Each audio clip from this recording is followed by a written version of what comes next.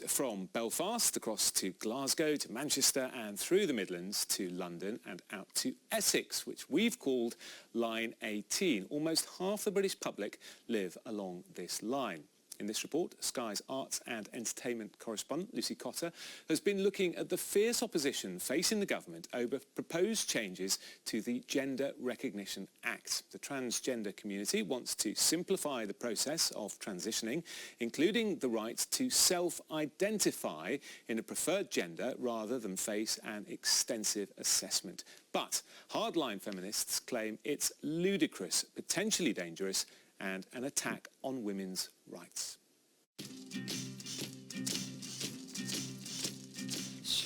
Trans people are very, very scared. Having to constantly fight to be who you are. I've had abuse for what I do. It's extremely frightening.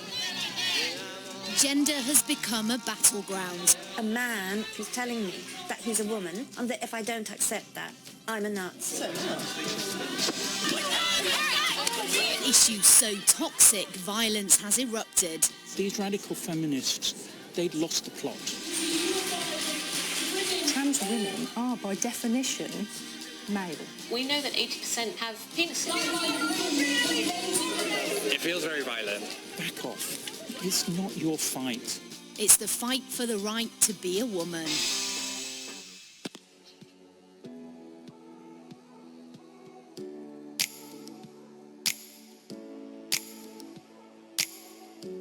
Elijah is visiting his sister in Leicester. Oh, it's been too long. Come in, come in. You're right. Yeah, I'm good, thank you. Where he grew up as a girl.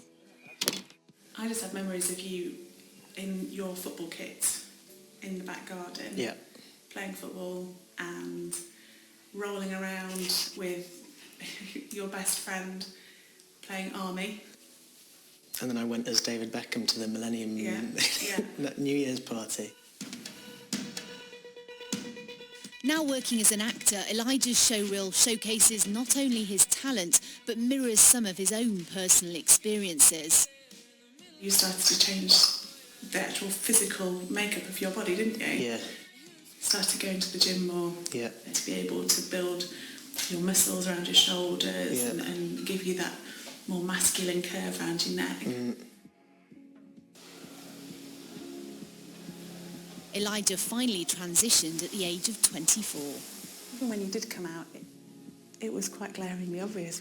The next morning I remember Mum coming in, bringing me a cup of tea in the morning, and then sitting on the bed and she just started crying.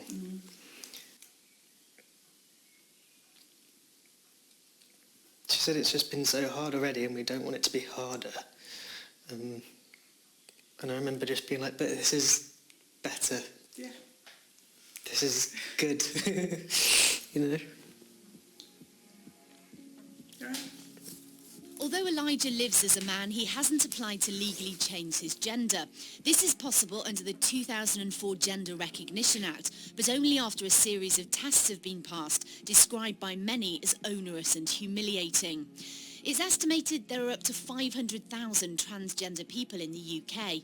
Our research found in the last year, 12,253 people were seen by NHS gender identity clinics in England. But only 4,910 gender certificates have ever been issued. So the government's considering simplifying the process, allowing self-identification. When I was 5 years old, I realised that I wasn't like other boys, and I started looking for girls' clothes. I went to university as a man, but at night I would be Sue. Sue Pascoe has fully transitioned and legally changed her gender, and for her it was a long and arduous process. For years she was married with children. When our first child came along, she didn't think that Sue should be in our lives and that it wasn't right for the children. And I agreed to that, and I went into an internal prison. In 2014, she finally became Sue, travelling to India for surgery when faced with a 3-year waiting list in the UK. Today I'm at peace, and now I'm legally female. So I have a female birth certificate, I would be buried as a female, and if, God forbid, I ever got into prison, I would go to a women's prison. Feminists are against moves to make the process Sue went through to legally change her gender easier. Concerned self-identification could be abused, compromising female-only spaces and eroding women's rights. In North London, a group of women are waiting to make a splash.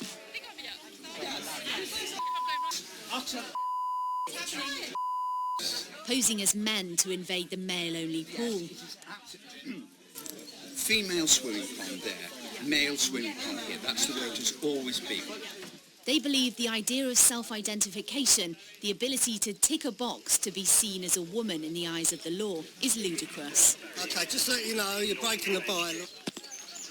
You have the swimming ponds here, you have Swim England who do the swimming pools, you have the sleeper trades, you have the Youth Hostel Association, you have Girl Guides. All these places say, as soon as you say the magic words, I am a woman, that's it, you're a woman, and you can access women's spaces. The stunt was organised by Hannah Clark.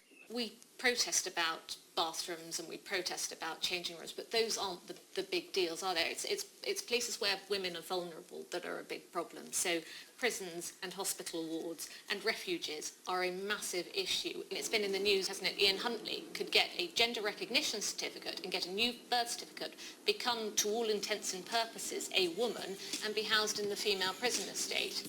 If anyone can be a woman, what is to protect a woman in a woman's space?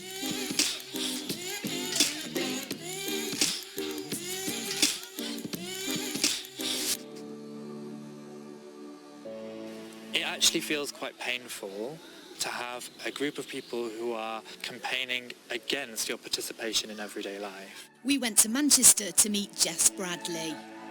I identify as a non-binary woman. She says the objections to trans women accessing female spaces just don't add up.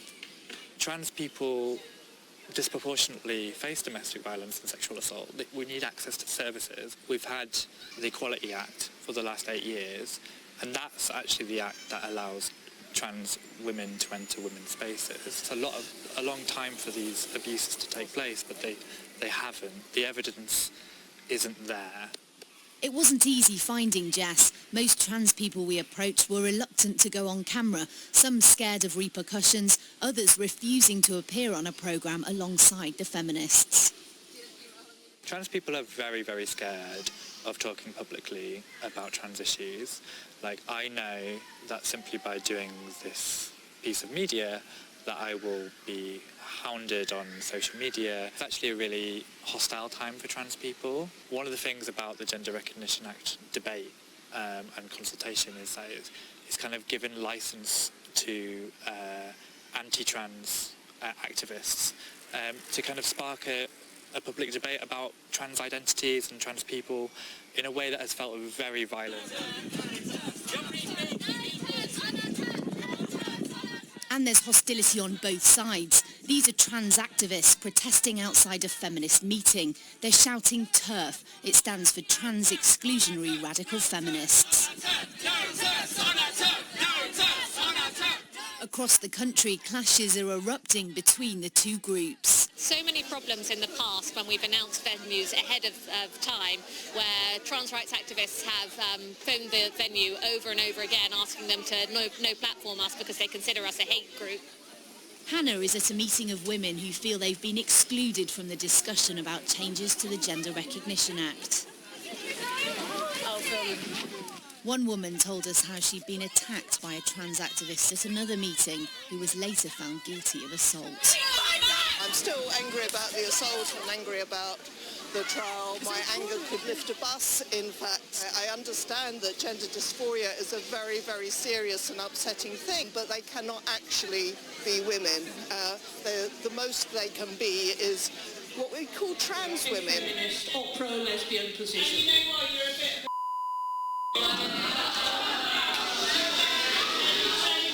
And there's more trouble at today's event, this time over lesbian rights. You're gonna check me out, yeah? Fair enough. Like, do it. We just want you to leave. Lesbian is a sexual... Lesbian means homosexual female. And I'm so sick of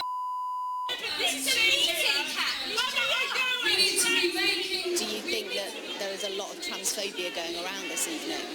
I don't think so generally. I think most people in the room are forward-thinking people that are trying to get their heads around, you know, the nonsense in society.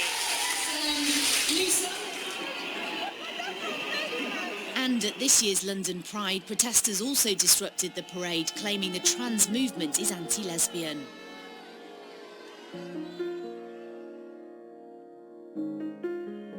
I'm absolutely shocked at the level of vitriol, the level of silencing. Even asking for the discussion is thought of as transphobic.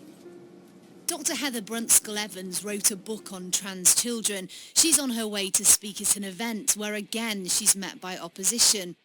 Hey, ho, ho, transphobia has got to go. Hey, hey, ho, ho, transphobia has got to go.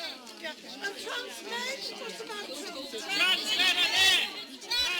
These groups, they sit and perpetuate a hateful rhetoric. No one has the right to tell you how you want to or do not want to identify. That is up to you. I haven't started any kind of hormone therapy yet or a full transition, so what will happen to the Gender Recognition Act directly affects me. We weren't allowed to film inside this meeting, but back at her home, Heather describes the aggression she's faced. Well, are you blocking us? Don't you dare. Are you... can somebody film this? Here a group of protesters are blocking her way. We need to get into there. I don't like being on a stairwell where I'm frightened that I'm going to be pushed down by a man with a balaclava and a mask who's telling me that he's a woman and that if I don't accept that, I'm a Nazi. It's extremely frightening.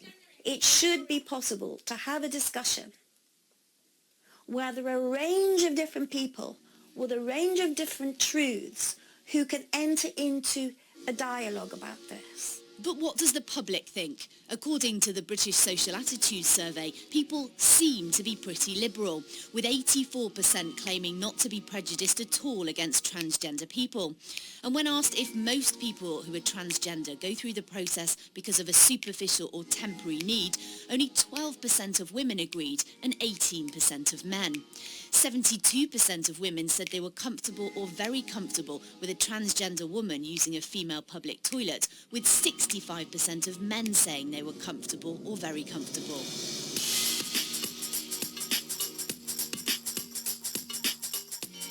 This is a fight, this is a struggle for women's rights, and it's an urgent fight. Staunch feminists like Dr. Nicola Williams argue the public hasn't been given enough information to fully understand what's at stake. We have to find this courage to speak out. By me acknowledging that a trans woman has a male body could be considered hate. Trans women are, by definition, male. You know, they were born male. You know, I don't say that to be offensive. You know, it's fact. I've got no problem with trans people living in role as a woman because gender dysphoria is real. There are times when biological sex does matter for safeguarding, for privacy and dignity, fairness in sports, for example, and that's when the sex of a person must be acknowledged. In a society, we always have checks and balances. We so that people do not abuse the system. The question of who decides who gets to be a woman seems destined to become more polarised. The centuries-long fight for women's rights engulfed by a whole new conflict. What makes a woman? I don't think there is such a thing as a real woman. We must not confuse ideology with biology. Being transgender is not an illness. I want to live in a world where being trans, if it is a choice, then it's a valid choice. I know I'm not bigoted. I know that people are going to call me that. People are so angry and so against something that they just don't understand. We must have debate about something which potentially affects huge numbers of people.